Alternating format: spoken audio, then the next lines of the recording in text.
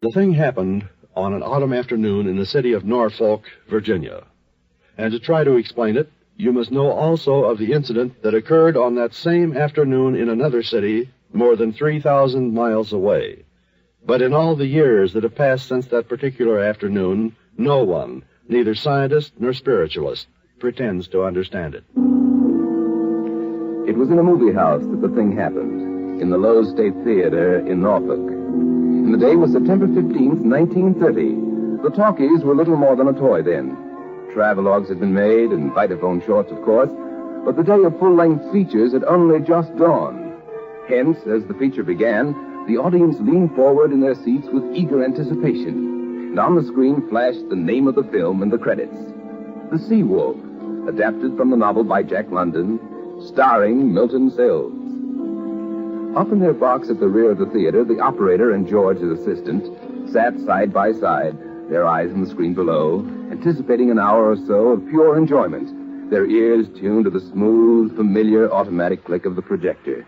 But they were doomed to disappointment, for something unforeseen was taking place. It's a soundtrack, George. Something must be wrong with it. No, neither words nor music were audible in the theater.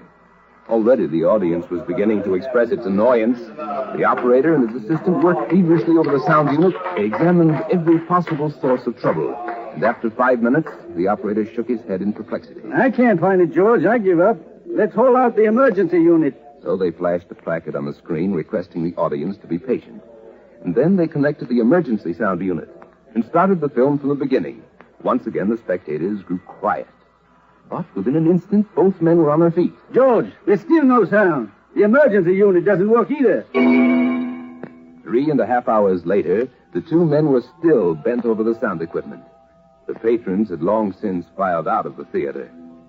And if they had not finally given up hope, the operator and his assistant might still be there. For neither they nor anyone else was ever able to determine the mechanical cause of the trouble.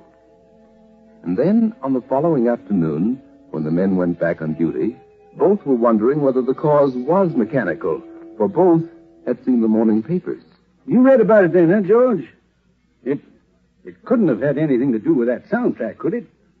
But if it didn't, it's the craziest coincidence I ever heard of. 2 sound units go on the blink for no reason at all.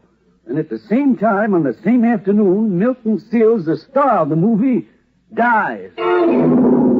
Yes, on the afternoon of September 15th, 1930, the career of the illustrious Milton Sills came to an end.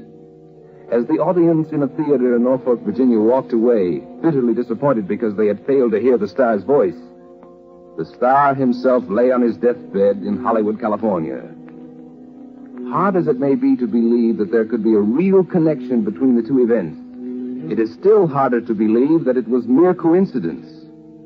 Whatever the explanation, the fact remains that the incidents did occur simultaneously, and that in itself is a fact. Incredible, but true.